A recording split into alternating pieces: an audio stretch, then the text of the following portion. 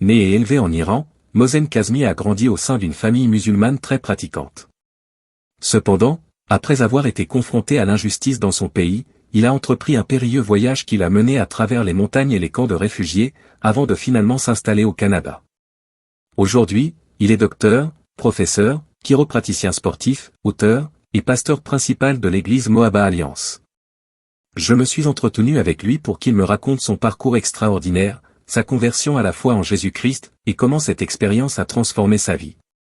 Quand on écoute votre histoire, elle est absolument captivante, pleine de rebondissements. Ramenez-nous au tout début, dans votre pays d'origine. À quoi ressemblait la vie du jeune Mohsen Kazmi? J'avais 15 ans quand la révolution iranienne a eu lieu. À l'époque, nous étions tous enthousiastes à l'idée de ce que cette révolution allait nous apporter. L'université était gratuite, mais il fallait réussir un examen d'entrée. Je l'ai passé et j'étais convaincu de l'avoir très bien réussi, avec environ 90%, donc je n'avais aucun doute. Ensuite, on devait choisir nos préférences, j'ai sélectionné toutes les facultés de médecine et 2 en dentisterie. Mais j'ai ensuite découvert que je n'avais pas été admis. Il y avait des raisons politiques derrière cela. On m'a reproché de porter un costume en classe, ce qui a suffi pour me coller l'étiquette de « pro-occidental ». Je n'ai donc pas pu poursuivre mes études, et on m'a finalement envoyé faire mon service militaire, dans une unité spéciale de l'armée. J'ai vite compris que ce n'était pas fait pour moi, que c'était presque comme une condamnation à mort. C'est à ce moment-là que j'ai décidé de fuir. Là-bas, il n'y avait aucune liberté d'expression. On ne pouvait rien dire. Seuls quelques privilégiés, fidèles au régime, pouvaient faire ce qu'ils voulaient.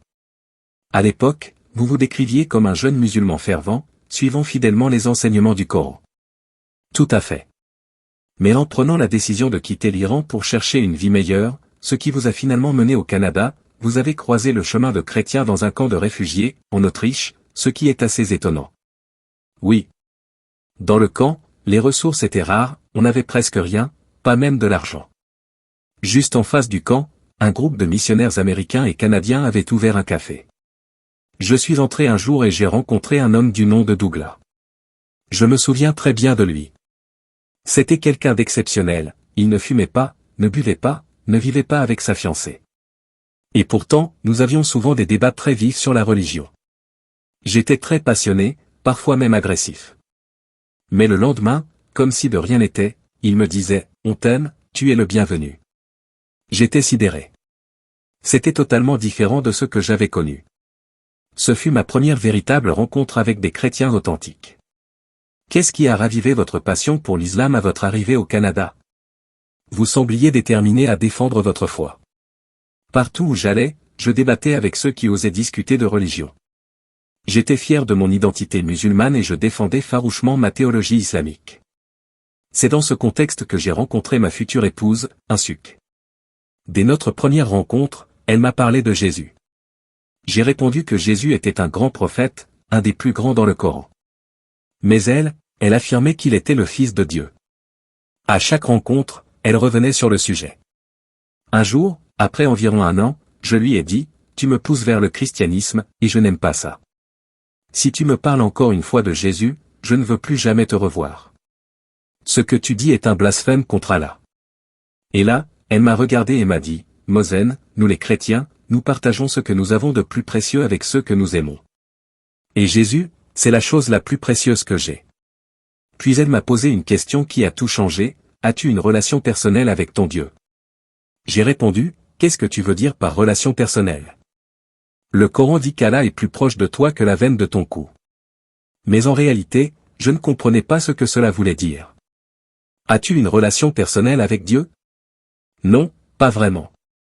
Eh bien, c'est justement là la différence entre le christianisme et toutes les autres religions. Dans le christianisme, c'est Christ qui vient vers toi. Ce n'est pas toi qui vas vers lui. Alors elle m'a dit, que as-tu à perdre ? Supposons que Jésus soit vraiment le Fils de Dieu. N'est-il pas capable de se révéler à toi ? J'ai répondu, eh bien, s'il est vraiment le Fils de Dieu, il devrait être capable de se manifester à moi. Elle m'a alors dit, pourquoi ne lui demandes-tu pas directement ?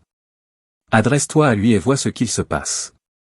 Alors j'ai dit, Jésus, je te connais comme un prophète extraordinaire, l'un des plus puissants. Mais si tu es réellement le Fils de Dieu, alors révèle-toi à moi. Il faut dire que dans mon parcours, un sucre a eu une grande importance. Pour nos téléspectateurs, elle est aussi chère à notre équipe de production de l'émission Crossroad on Sand Street. Elle a été notre maquilleuse pendant de nombreuses années, veillant à ce que nous soyons toujours présentables à l'antenne, et nous lui en sommes très reconnaissants. Je sais aussi que les rêves ont joué un rôle important dans ta démarche et ta révélation de Jésus. Peux-tu nous en partager un ou deux marquants? Oui, juste après ce défi que j'ai lancé à Jésus, cette nuit-là, j'ai fait un rêve. Dans ce rêve, j'étais de retour en Iran, et un homme se tenait dans mon quartier. Il avait une barbe et des cheveux roux. Je savais, dans mon rêve, qu'il était chrétien. Je lui ai demandé, « Pourquoi dis-tu que Jésus est le Fils de Dieu ?» Il s'est retourné vers moi et m'a dit, « Change ta manière de penser. » Le lendemain matin, je me suis réveillé troublé, que veut-il dire par « change ta manière de penser » 2 nuits plus tard, j'ai fait un autre rêve. Cette fois, Jésus se tenait devant moi, vêtu d'une robe blanche, les mains percées. Il me regardait avec une immense compassion et une grande intensité. En moi, avec fierté, je lui ai demandé, « Pourquoi dis-tu que Jésus est le Fils de Dieu ?» Il m'a regardé de haut, plein d'amour, et m'a simplement dit, « Change ta manière de penser. » C'était le 12 décembre 1989. Je me suis réveillé en me disant, « Mais que signifie ce changement de pensée ?» Je me suis alors souvenu que l'islam est basé sur des règles très précises, tu dois faire ceci, cela, encore cela, et ainsi de suite. Une longue liste de choses à accomplir. Et si tu parviens à faire toutes ces choses, alors peut-être que tes bonnes actions pèseront plus lourd que tes mauvaises. Mais malgré mes efforts, je n'arrivais pas à tout faire. Je tombais toujours en échec face aux exigences. Puis, un passage de l'Épître aux Hébreux m'est revenu, citant Jérémie 31, où Dieu dit, « Voici, les jours viennent où je ferai une nouvelle alliance avec la maison d'Israël et la maison de Juda, non comme celle que j'ai conclue avec leur père. Dans cette nouvelle alliance, j'écrirai mes lois dans leur cœur et dans leur esprit, afin qu'ils ne me désobéissent plus. » Et là, j'ai dit, « Seigneur, je veux ça. Je veux que tu écrives ta loi dans mon cœur et dans mon esprit, pour que je ne te désobéisse plus. » Mais comment y arriver? C'est là que, par l'Esprit Saint, j'ai compris, il faut un sacrifice. Pour le pardon des péchés, un sang doit être versé. Mais comment un seul sacrifice pourrait-il suffire pour tous? Et la réponse, c'est que Dieu lui-même est venu et qu'il est mort, afin que son sang suffise pour tous, ceux d'hier, d'aujourd'hui, et de demain. Encore une fois, dans la lettre aux Hébreux, il est écrit que Jésus s'est offert une fois pour toutes, et que ce sacrifice unique suffit. Il siège maintenant à la droite du Père. Et quand j'ai compris cela, ce fut décisif. Je ne pouvais plus dire non. Je suis tombé à genoux et j'ai dit, « Seigneur, je t'accepte comme mon sauveur. » C'était comme si le Saint-Esprit m'avait conduit dans un voyage intellectuel, en me faisant comprendre, étape par étape. Et puis, au moment parfait, tout est descendu dans mon cœur. Cette relation personnelle avec Dieu, c'était la pièce manquante. Une fois qu'elle a pris sa place, tout a pris un sens. Et aujourd'hui, Mosen, tu fais des choses extraordinaires pour le royaume. Tu es maintenant pasteur de l'église Moaba Alliance à Toronto, auprès de la communauté iranienne. Tu as aussi écrit plusieurs livres, dont le plus récent, A Daily At, Talk with the Father, Un cœur à cœur quotidien, Dialogue avec le Père. Ce livre, chers amis, est un recueil de méditation quotidienne pour toute l'année. Chaque jour comprend un verset biblique, une réflexion spirituelle et une prière écrite par le Dr Mosen Kazmi. Ce livre a également été publié en persan. Pourquoi avez-vous ressenti le besoin d'écrire un recueil de dévotion sur 365 jours? Eh bien, j'ai été officiellement consacré pasteur de l'église Moabad Church le 15 mars 2020. Et dès le lendemain, la pandémie de Covid a frappé. Toute ma congrégation est composée de convertis musulmans, beaucoup d'entre eux sont de nouveaux arrivants au Canada et découvrent à peine la foi chrétienne. Alors, pour les accompagner, j'ai commencé à publier des méditations quotidiennes en ligne, une de 5 à 7 minutes le matin, puis une autre le soir, dans lesquelles je partageais la parole de Dieu, son application dans la vie quotidienne, et j'ajoutais toujours un moment de prière. C'est l'un de mes mentors, le Dr Tim Barran, pasteur principal de l'église Grace CRC, qui m'a suggéré de rassembler toutes ces méditations dans un livre. C'est ainsi que ce projet est né. Que diriez-vous à une personne qui est en recherche spirituelle en ce moment, ou à quelqu'un qui tente de partager l'amour de Jésus avec une personne profondément ancrée dans l'islam? Je pense que la clé, c'est l'amour de Christ. Le Père nous aime. Jean 3h16 est bien connu, car Dieu a tant aimé le monde qu'il a donné son Fils unique. C'est le sommet ultime de l'amour divin. Il y a aussi une prophétie dans le livre de Jérémie que je trouve profondément significative pour l'Iran. Pouvez-vous nous en dire un mot? Oui, bien sûr. Dans Jérémie 49, 34-38, Dieu parle d'Élam qui correspond à l'ancienne Perse, une région du sud de l'Iran actuel.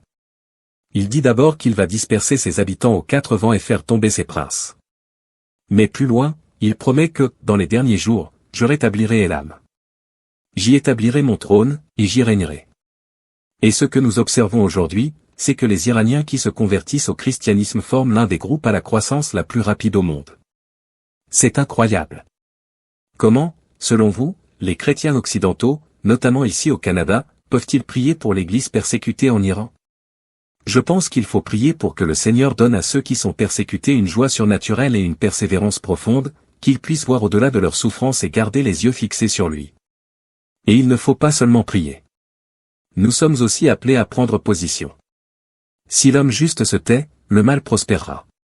Il faut être des défenseurs actifs, s'élever et parler au nom de ceux qui ne le peuvent pas. C'est tellement essentiel. Ce qui est fascinant, c'est qu'en pleine persécution, un réveil est en train de se produire parmi les musulmans iraniens. Beaucoup reviennent à Dieu par Jésus-Christ. Parfois, on croit que certains peuples sont hors de portée, mais c'est faux. Dieu aime tout le monde, chaque nation, chaque langue, chaque culture, chaque religion. Je veux encourager tous ceux qui nous regardent à continuer de témoigner de l'amour de Jésus à tous les peuples, car Dieu les aime. Merci, Mosen, de nous avoir rappelé l'importance de prier pour le peuple iranien. Que Dieu continue de bénir tout ce que vous faites. Nous n'avons même pas eu le temps d'aborder vos autres activités, comme la chiropratique, vos publications dans les revues médicales, où vous êtes aussi une voix reconnue. Mais ici à Toronto, votre ministère auprès des chrétiens iraniens de Mohabbat Church est remarquable.